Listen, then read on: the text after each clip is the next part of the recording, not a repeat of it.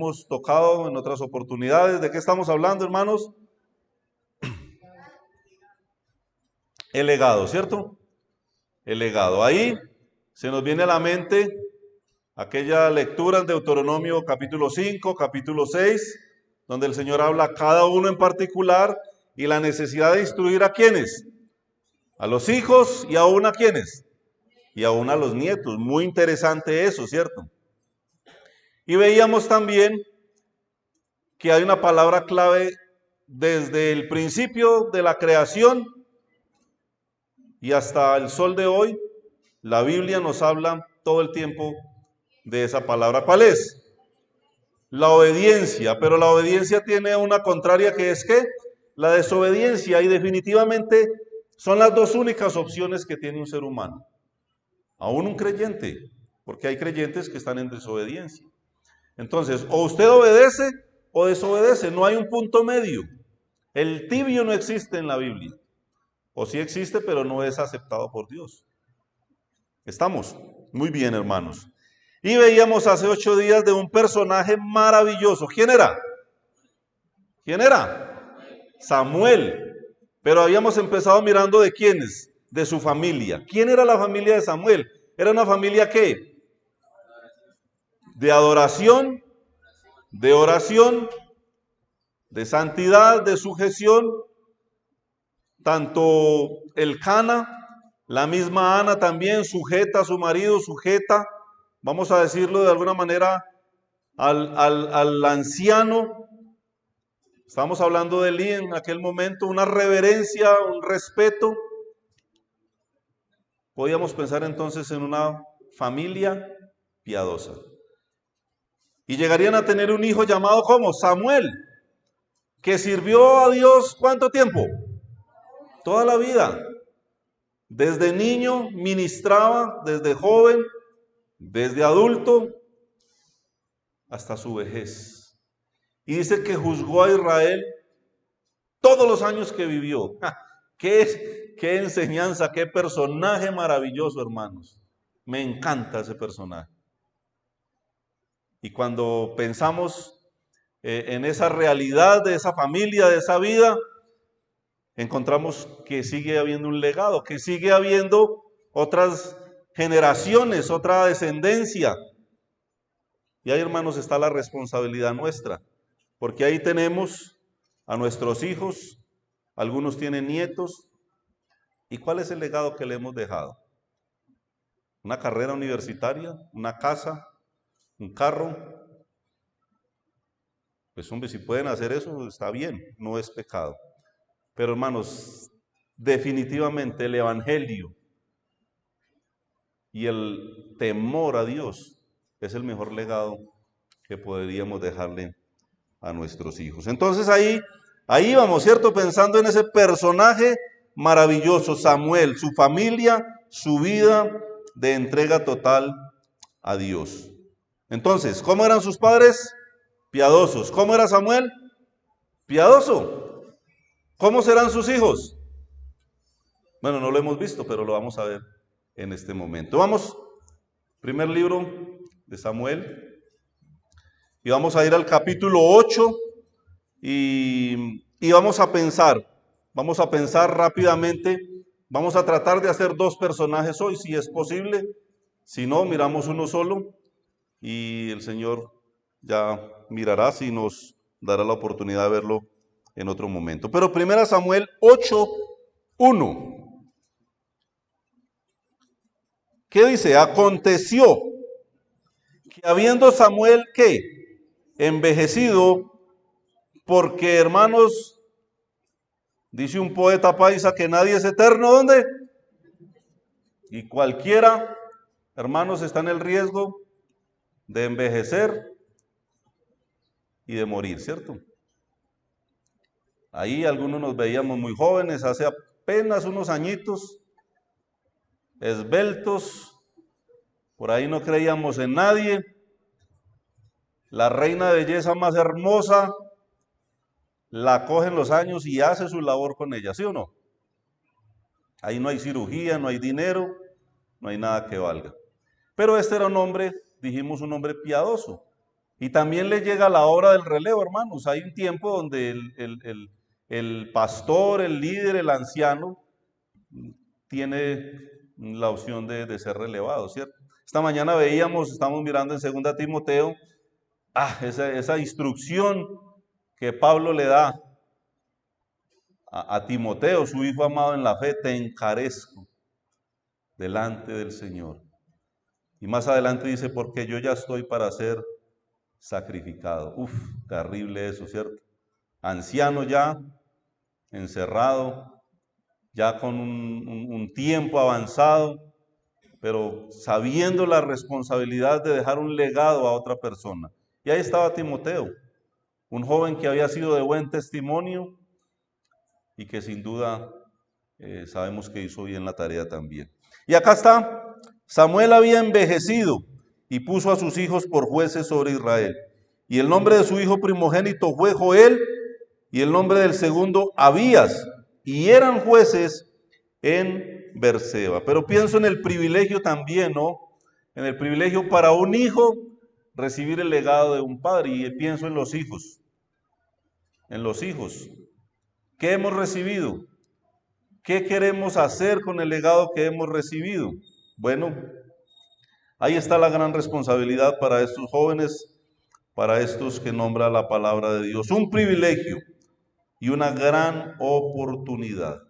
Una gran oportunidad. Imagínense la sombra de Samuel. Imagínense el privilegio de reemplazar a un padre como Samuel. Maravilloso.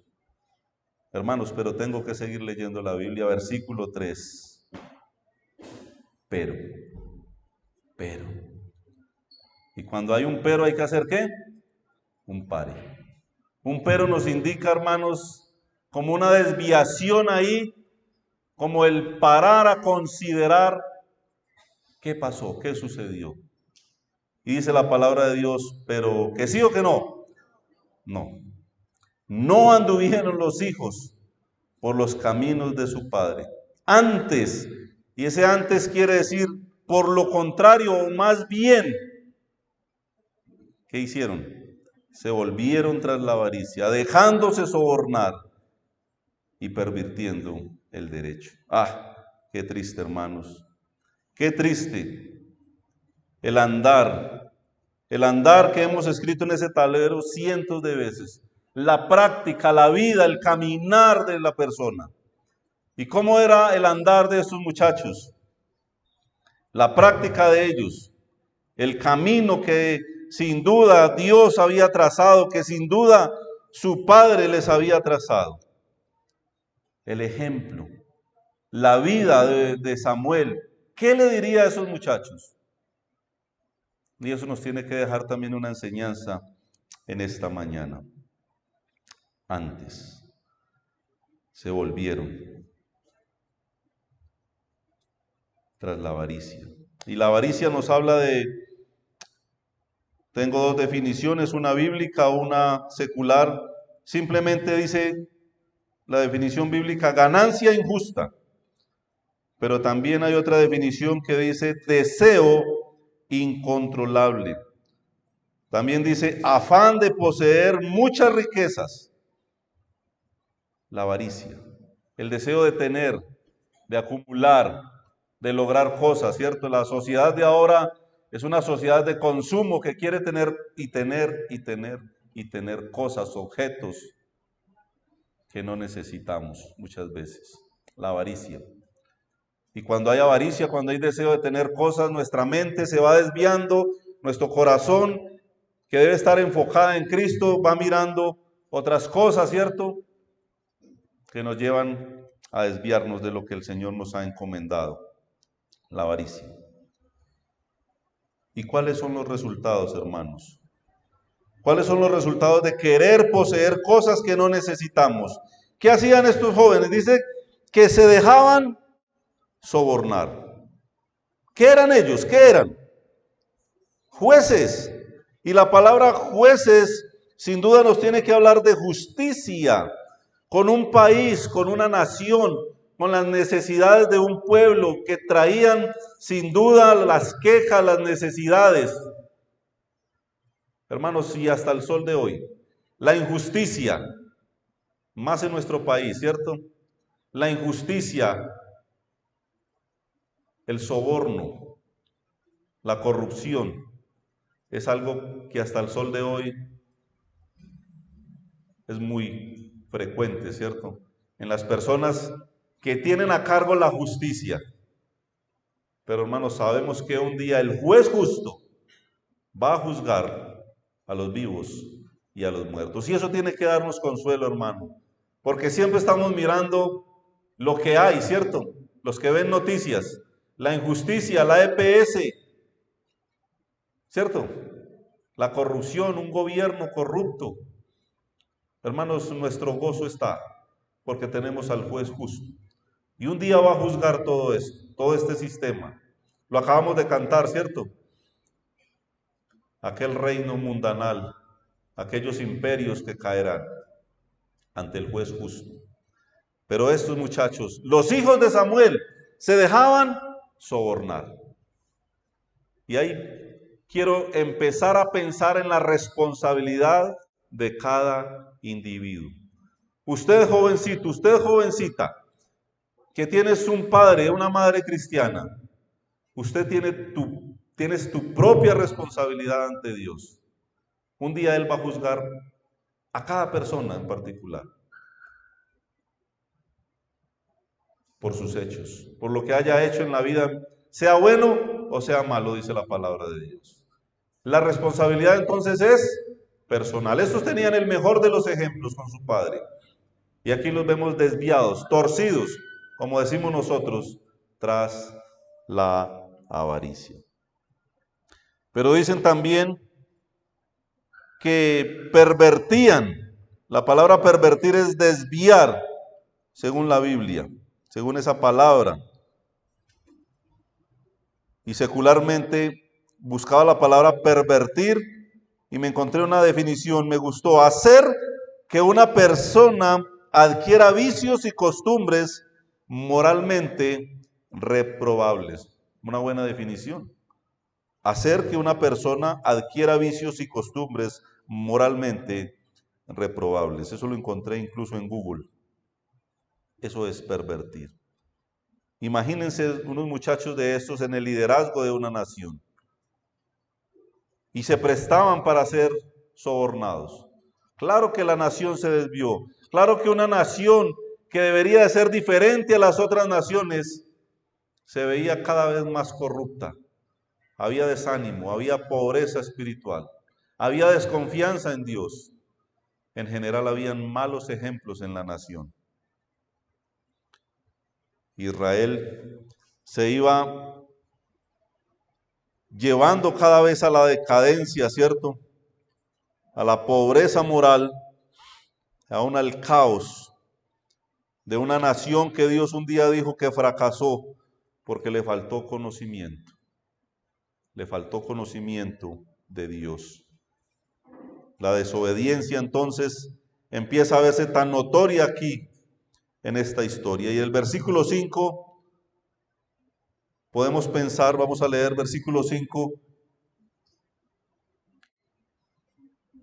Bueno, desde el 4 entonces todos los ancianos de Israel se juntaron y vinieron a Ramá para ver a Samuel. Cierto, esto ocasionó un problema realmente, un problema.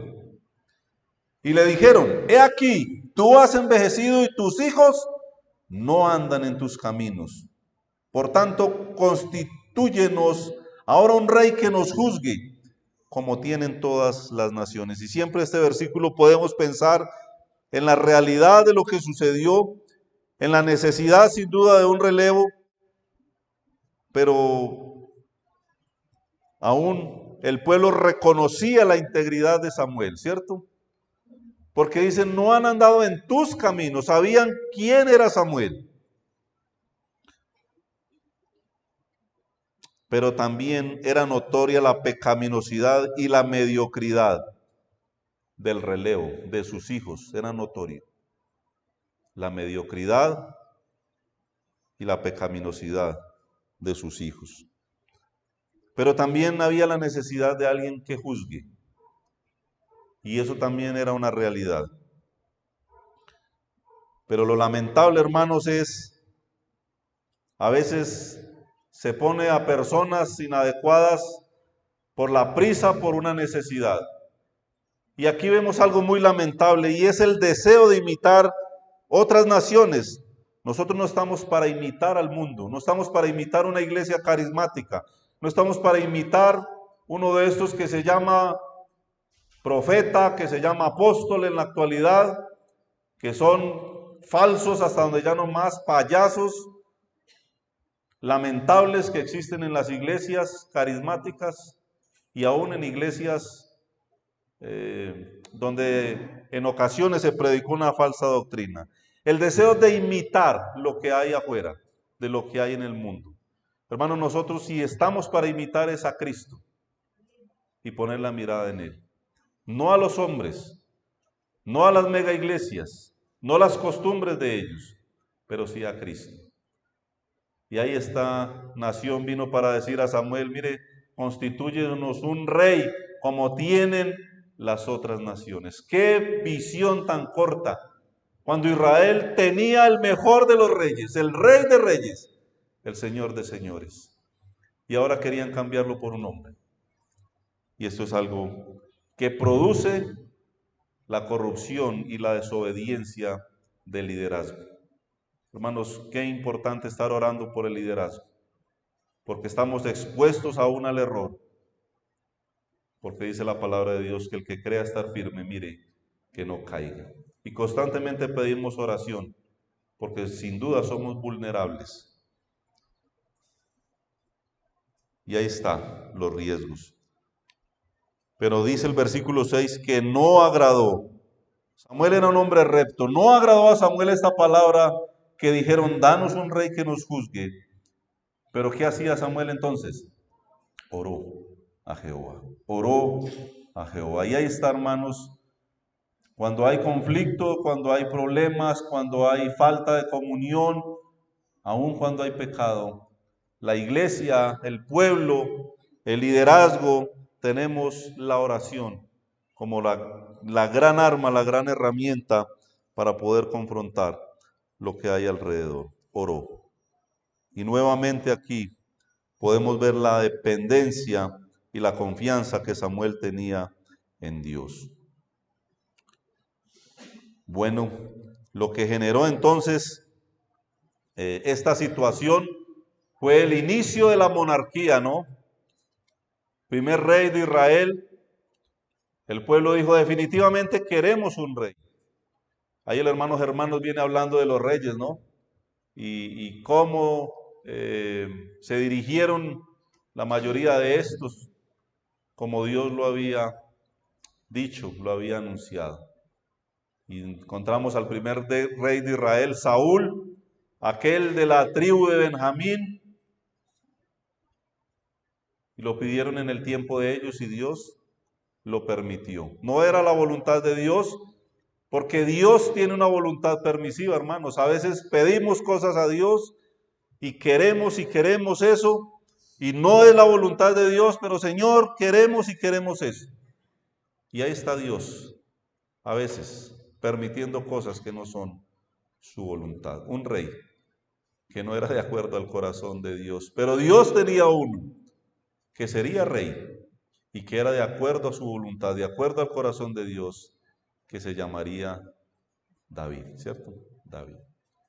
Y ahí empezamos a avanzar, lo que ocasionó la desobediencia, la avaricia, la injusticia de los hijos de Samuel, ¿cierto? Muy lamentable. Pero cuando estudiando la Biblia, hermanos, sin ser yo el erudito, he mirado en la Escritura y no encuentro más el nombre de estos muchachos en la Biblia. ¿Qué pasó? Sus nombres fueron raídos de la historia, fueron llevados al anonimato total. Cuando pensamos en Samuel, veíamos hace 8 días en los Salmos se nombra, en el Nuevo Testamento, en los Hechos, en Hebreos, los profetas, en Jeremías tal vez, nombran a Samuel. ¿Por qué? Hombre, un hombre relevante, un hombre santo, un hombre de obediencia y de adoración. ¿Qué pasó con sus hijos? No los volvemos a ver. ¿Ha pasado así en nuestra generación? Hermanos de gran testimonio, varones reconocidos a nivel nacional, hermanos de servicio a Dios, de santidad, ¿tienen hijos? ¿Dónde están sus hijos? ¿Dónde están los hijos de muchos de los ancianos? De muchos de hermanos, no necesariamente ancianos, de buen testimonio. ¿Será culpa de sus padres? ¿Qué creen? No es una crítica, hermanos. No es una crítica. Con temor lo digo, yo también tengo hijos. Y hoy están ahí. Hoy están ahí. Y no estoy hablando con arrogancia, hermanos, de ninguna manera. No lo sé. No sé qué va a ser de la vida de ellos. Confío y oro a Dios por ellos. Pero ellos tienen una vida y una cuenta que darle a Dios un día. Pero ¿dónde están los hijos de muchos hermanos relevantes? Bueno, borrados. No nos acordamos de ellos, no les vemos, no sabemos dónde viven, no sabemos dónde están. Porque, hermanos, dice la palabra del Señor de esta generación que buscan lo suyo propio, ¿cierto? Ya lo decía en el primer estudio, las personas que buscamos y buscamos cosas, pero Dios no está en el primer lugar. No está en el primer lugar. Entonces, los nombres de estos muchachos, ¿qué pasó con ellos? Borrados de la escritura, en el anonimato total. Primera de Samuel, este mismo libro, y la historia está ahí pillada en el mismo contenido, ya hemos visto hace una semana, y podemos volver al capítulo 2, pero ahora en el versículo 12. ¿Qué pasó en esta misma historia? Habían dos familias paralelas, ¿no? Dos líderes, uno que ya era un anciano, Elí, y uno que aquí en el capítulo 2 me estoy devolviendo. Hace un momento estaba hablando de Samuel viejo, anciano, aún siendo relevado por sus hijos, pero estoy regresando al capítulo 2 donde Samuel apenas era un niño, ¿no? Entendemos ahí la idea, ¿cierto, hermanos? Estoy devolviendo entonces a Samuel, el niño. ¿Se acuerda que escribimos ahí las etapas de su vida? Y en el capítulo 2, versículo 12 dice, los hijos de Elí, ¿cómo eran? Eran hombres impíos. ¿Y qué dice? ¿Que sí o que no? Dice que no tenían conocimiento de Jehová. Y esto, hermanos, es algo lamentable, es algo triste. Elí no era un payaso, no era un aparecido, no era un don nadie. Elí me parece a mí que también era un hombre importante en la historia de la palabra de Dios. Y vamos a ver algo de eso. Pero ¿quiénes eran sus hijos? Y cuando dice que no tenían conocimiento de Jehová, uno empieza ahí a cuestionar tal vez un poco aún la vida de Elí. No aseguro que Elí no haya inculcado al Dios de Israel, al Dios de dioses, el creador del universo. No lo sé, yo no puedo asegurar eso. Solo me quedo con lo que la palabra está diciendo. Los hijos de Elí, dice que no tenían conocimiento de Jehová. Versículo 17. Era pues, ¿cómo era? Ahí no dice eso.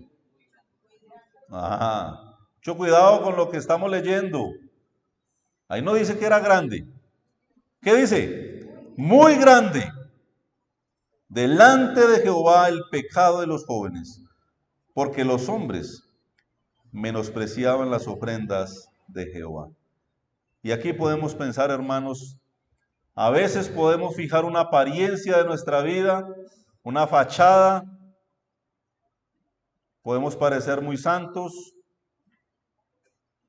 pero ¿qué dice Dios? y en este caso es lo más importante. Dice que el pecado de estos muchachos era muy grande. Era delicado el asunto. Y a veces creemos que porque aparentemente no pasa nada, porque en la actualidad Dios no actúa como actuaba en aquella época, que es que Dios lo pasamos, como dicen los muchachos, por la galleta, ¿cierto? Y que no pasa nada.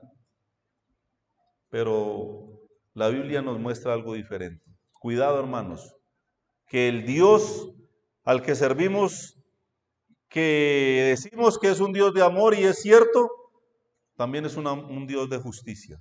También es un Dios santo que merece reverencia, que merece respeto, que merece obediencia.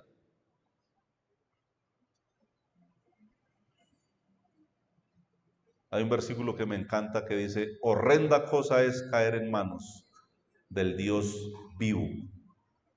Sin duda en un contexto de juicio allí para el inconverso, pero también dice la palabra de Dios que no tendrá por inocente al culpable. Revisemos la vida, hermanos. Jóvenes, muchachos, aún viejos, hermanos, revisemos, hagamos un alto en el camino y considerar nuestro caminar, considerar aún nuestro servicio a Dios, nuestras vidas, cómo nos estamos conduciendo ante Dios. Porque llega el momento en el que Dios actúa. Ahí entonces podemos pensar que el pecado de estos muchachos era muy grande, pero interesante, delante de Jehová. Delante de Jehová. El que todo lo ve, el que todo lo escudriña, el que todo lo sabe. Delante de Jehová. ¿Cuántos secretos tenemos, cierto? Hermano, hermana, amigo y amiga que me oyes. ¿Cuántos secretos tenemos? ¿Será que Dios no lo sabe? Muy bien, avanzamos capítulo 3. Bueno, ya habíamos visto algo en cuanto a Samuel, pero ya en ese momento no estamos mirando tanto a Samuel, aunque dice que el joven Samuel, capítulo 3, versículo 1, ¿qué hacía? Ministraba, o sea, servía a Jehová en presencia de Elí. Y Elí era aquella figura, el sacerdote, el anciano, el anciano, gracias, aquel hombre que Dios tenía ahí para cumplir con un ministerio, ¿cierto? Y ahí estaba el jovencito Samuel ministrando a Jehová en presencia de Elí. Pero dice, y la palabra de Jehová escaseaba en aquellos días. No había visión con frecuencia. ¿La palabra de Dios qué? Escaseaba, hermanos. Eso es lo que está pasando en la actualidad. Esta mañana los hermanos, el hermano Jorge, que viene con la responsabilidad en Timoteo, en varones, y algunos hermanos que participaban, mostraban la necesidad de predicar, ¿qué? La palabra de Dios. Porque vendrán tiempos cuando no sufrirán la sana doctrina, cuando la palabra de Dios escasea. Y hermanos, estamos en esos tiempos. He visto estudios por ahí que me han compartido de personas donde enseñan de acuerdo a sus propias, dice la palabra de Dios, concupiscencias, en lo que ellos creen, en lo que entretiene un público, en lo que le gusta escuchar a la gente, con comezón de oír, que no sufren la sana doctrina, pero que los entretiene un mensaje que es agradable a sus oídos. Tiempos peligrosos. Y eso cada día es más notorio. Iglesias donde este libro no es tan importante, donde es cambiado por libros escritos por hombres como nosotros, con psicología, con humanismo, con empoderamiento. Y les digo, eso le encanta a la gente, le fascina a la gente. Y las iglesias mismas nuestras empiezan a entrar en modas. Uno escucha al hermano que se para a orar, que papito Dios, que no sé qué, con un poco de cosas que escuchan decir por ahí, en esos canales como enlace que son una basura totalmente. que el 99% de lo que hay ahí es basura, predicadores muy efusivos, muy elocuentes, pero a la audiencia le fascina eso. Pero que se abra la Biblia y que te digan que Dios va a juzgar un día y que vas a estar ante el juez. Eso no parece tan agradable, ¿no?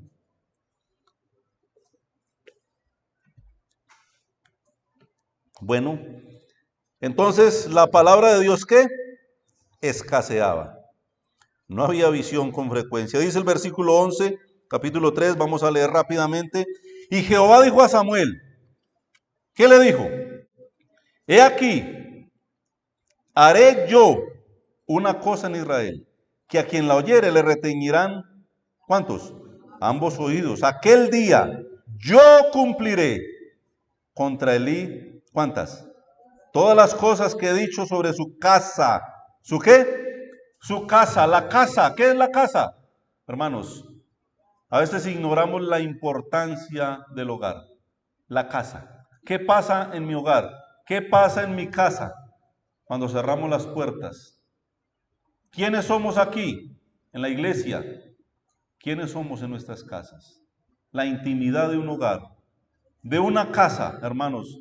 Si supiéramos lo importante que es la intimidad de una casa a los ojos de Dios. Y dice Dios sobre su casa, desde el principio hasta el fin, y le mostraré, dice Dios a Elí, que yo juzgaré, ¿qué? Su casa para siempre, por la iniquidad que él sabe, porque sus hijos han blasfemado a Dios y él no los ha estorbado. Hermanos, tremenda palabra de Dios contra aquel varón que era un hombre relevante también en la historia. Interesante. Por la iniquidad que él hizo. Dice eso. Elí era un inicuo. No. Por la iniquidad que él ¿qué? Que él sabe. Hermanos, ¿cuántas cosas sabemos de nuestros hijos? De nuestros nietos, del hermano que vive en la casa, del sobrino que vive en mi casa, que blasfeman el nombre de Cristo. ¿Y qué estamos haciendo, hermanos? ¿Qué estamos haciendo? ¿Los hemos estorbado? ¿Hemos sido ahí personas que ponemos un filtro, una barrera a nuestra vida espiritual? ¿Les hemos estorbado? Mire, Dios estaba juzgando la casa de Elí, no por la iniquidad de Elí, sino por la iniquidad que él sabía de sus hijos, y él no los había estorbado. Pero cuando miramos eso, cuando miramos la actualidad, hermanos, del cristianismo, nos encontramos cada vez más blasfemia para el nombre de Cristo. En los hijos, en personas que viven en nuestra casa, el que llega a nuestra casa y pone sus propias reglas, que abre la botella de aguardiente, que pone música, que dice palabrotas en nuestra casa y que somos felices compartiendo con ellos, aún con personas de la iglesia que han demostrado que no tienen ningún interés por glorificar a Dios, que llevan vidas desordenadas y que la Biblia nos dice que con el tal ni aún comamos. ¿Y qué hacemos? Andamos con ellos para arriba, para abajo, le rendimos más pleitesía a ellos que al mismo Dios. Conozco una hermana que echó a su hijo de la casa, inconverso incluso, porque quería hacer cosas en la casa que no era debido. Y gloria a Dios por hermanas valientes como ella, ¿cierto? Pero aún varones, hermanos, que no tienen los pantalones para hacer respetar al Dios que esta mañana nos produjo lágrimas la intervención del hermano Fader, ¿cierto? ¿Quién es ese Dios? ¿Qué hizo ese Dios? ¿Qué merece ese Dios? ¿Qué es nuestra casa? ¿Qué es nuestro hogar? ¿Qué estamos permitiéndole a nuestros hijos? Es algo muy delicado, hermanos, muy delicado. Seguimos leyendo, versículo 13 nuevamente, y le mostraré que yo juzgaré su casa para siempre, por la iniquidad que él sabe, que él conoce, porque sus hijos han blasfemado a Dios y él no los ha estorbado. Rápidamente, Primera de Reyes, capítulo 1, versículo 6.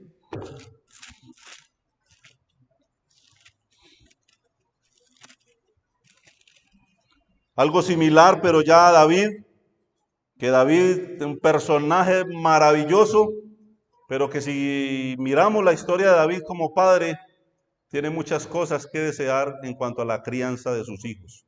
La Biblia no esconde eso, y eso le trajo lágrimas, le trajo muerte entre sus hijos, le trajo cosas terribles a su vida.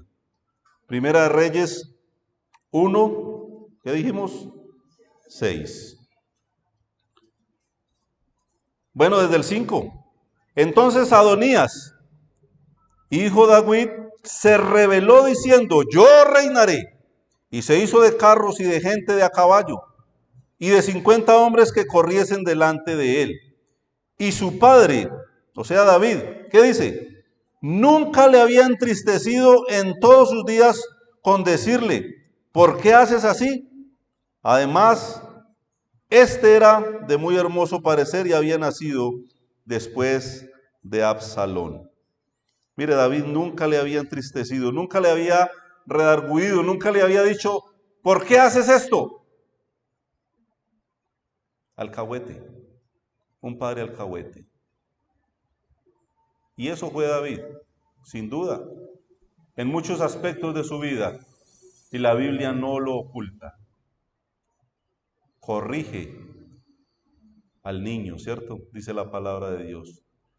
Pero dice que mientras haya esperanza, ¿cierto? Mientras haya esperanza, los niños no los traemos al culto. Cuando podemos ejercer una autoridad sobre ellos, los traemos y les ponemos un cuaderno para que dibuje muñecos. No les enseñamos a reverenciar al Dios santo, poderoso. Y los queremos corregir a los 15, 16 años. Qué tristeza, hermanos, qué error. No, la palabra de Dios me dice, mientras haya esperanza. Es más, dice que aun cuando fuere viejo, no se olvidará de lo que le hemos mostrado, de quién es el Dios en el que hemos creído. Eso dice la Biblia. Promesas maravillosas. Esto es delicado, ¿no? Esto es algo muy delicado. Y avanzamos, volvemos. Primera de Samuel, ¿dónde estamos? Capítulo 3. Y seguimos en el versículo 14. Rápidamente, por tanto, dice Dios, yo he jurado a la ¿qué? A la casa, a la familia de Elí, que la iniquidad de la casa de Elí no será expiada jamás ni con sacrificios, ni con ofrendas. Ante mayor privilegio, mayor ¿qué? Responsabilidad. Y Samuel estuvo acostado hasta la mañana y abrió las puertas de la casa de Jehová. Y Samuel temía descubrir la visión a Elí. Él era apenas un niño, ¿no? Llamando pues Elí a Samuel, le dijo, hijo mío Samuel. Y él respondió, heme aquí. Y Elí dijo, ¿qué es la palabra que te habló? Te ruego que no me la encubras, así te haga Dios y aún me añada, si me encubrieres palabra de todo lo que habló contigo. Y Samuel se lo manifestó todo, sin encubrirle nada. Entonces él dijo, Jehová es, haga lo que bien le pareciere. Hermanos, aquí podemos pensar en una aceptación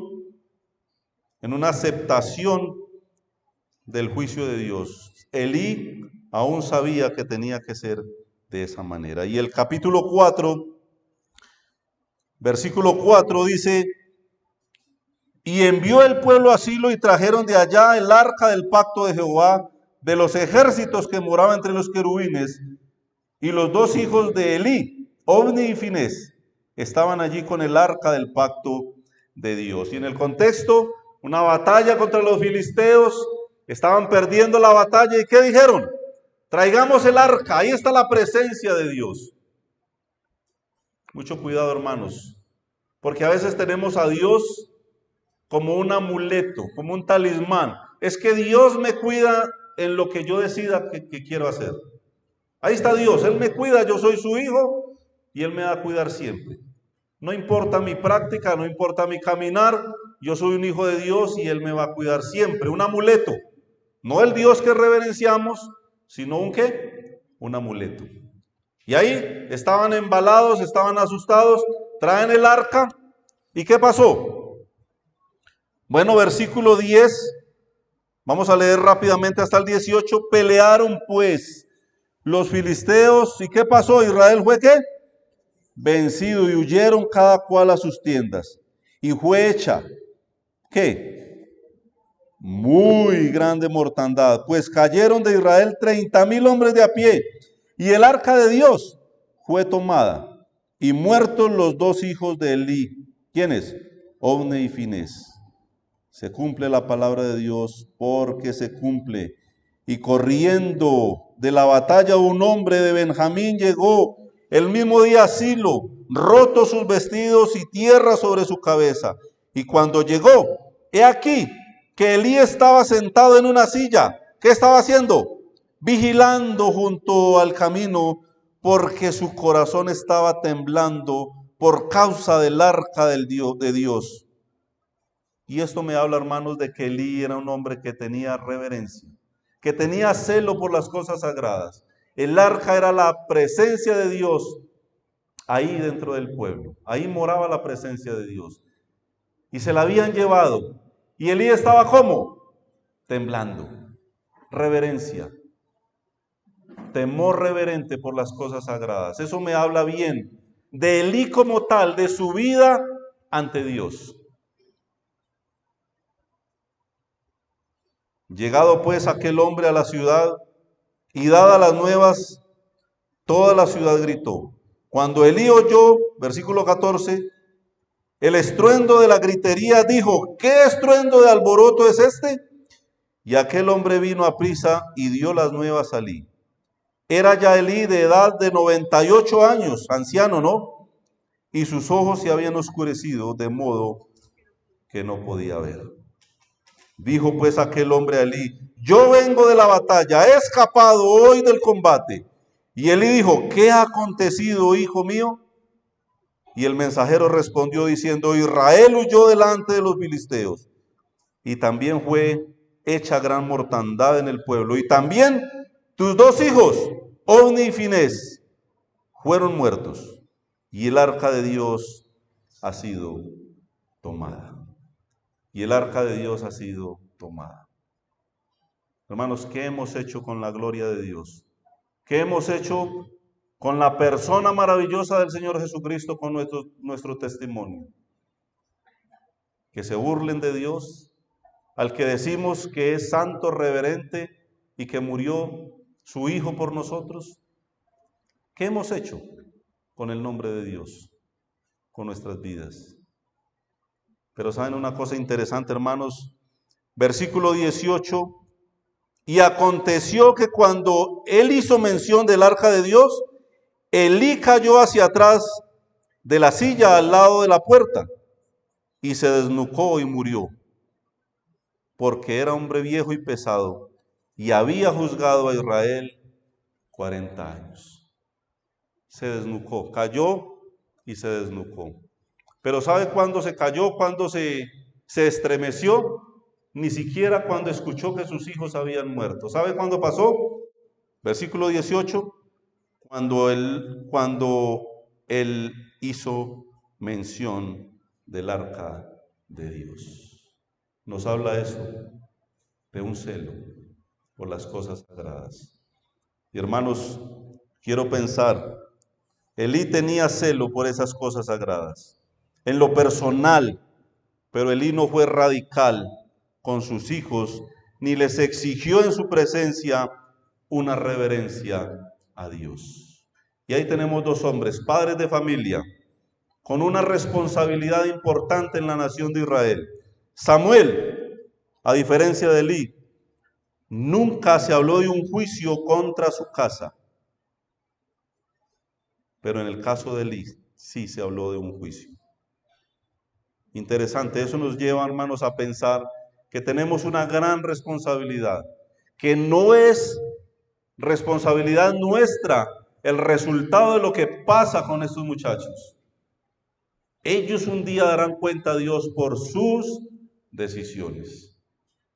Ellos no van a dar cuenta a Dios por lo que hicieron sus padres, pero los padres sí van a dar cuenta a Dios y vamos a dar cuenta por lo que hemos hecho con nuestros hijos. ¿Entendemos la idea, hermanos? No había un juicio para la casa de Samuel, aunque sus hijos no fueron como Samuel. Nunca se dice nada negativo en la Biblia de Samuel. Y Elí era un hombre temeroso de Dios, reverente, que se estremeció cuando escuchó que el arca de Dios había sido tomada, se desnucó, ni siquiera se estremeció por la muerte de sus hijos. Y habla de una reverencia a Dios. Pero él sabía lo que sus hijos hacían y no los ¿qué? No los estorbó. Y para terminar, hermanos, Levítico 10, terminamos con esto.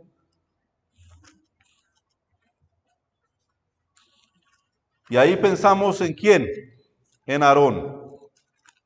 Aarón no era cualquier personaje tampoco, ¿no? Un hombre relevante en la historia también. El sacerdocio inició en Aarón. Sacerdocio levítico nació en Aarón. ¿Y quiénes eran sus hijos? Bueno, capítulo 10, versículo 1 dice que se llamaban ¿cómo?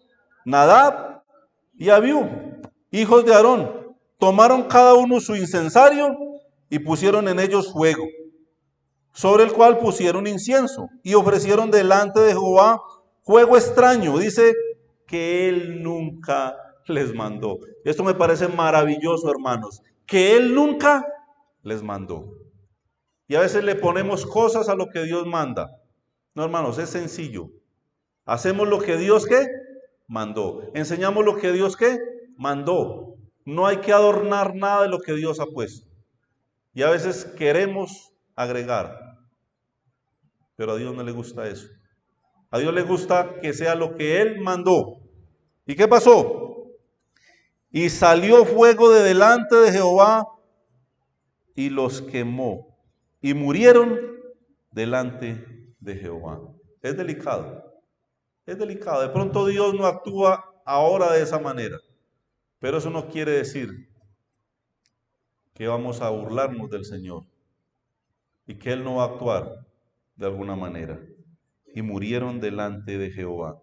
Los hijos de Aarón, Nadab y Abiú, de Aarón, del sacerdote, el hermano de Moisés, sí, esos murieron aquel día.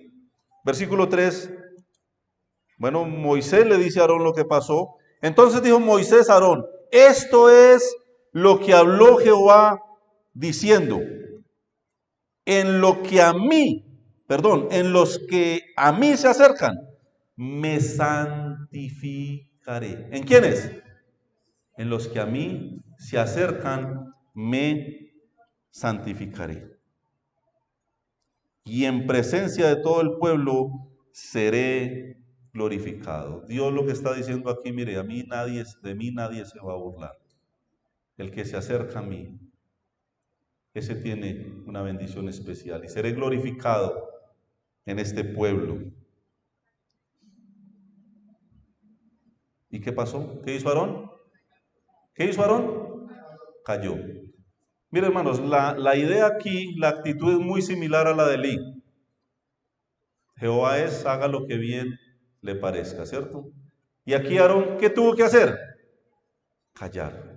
Aarón aquí no rogó por sus hijos, no se enojó con Dios. ¿Por qué Dios? No, cayó. Y eso también es una enseñanza, ¿cierto? ¿Cómo se ponen muchos padres a veces cuando ponemos la queja de un hijo? Con mi hijo nadie ¿qué? Sabemos, ¿no? Muchas veces sabiendo que es un beneficio. Pero hermanos, el Señor nos ayude a glorificarle a Él, a vivir para Él. Mis hijos no están por encima de Dios. Mi esposa no está por encima de Dios. Mi familia no está por encima de Dios. ¿Son importantes? Pero ninguno está por encima de Dios. Dios es Dios santo y debe ocupar el primer lugar en nuestras vidas. Revisemos, hermanos, muchas cosas que pasan en nuestra familia. Si eso está glorificando a Dios o no. Señor nos ayude, ¿cierto? A conducirnos de una manera santa delante de Él. Muy bien, oramos. Padre Dios.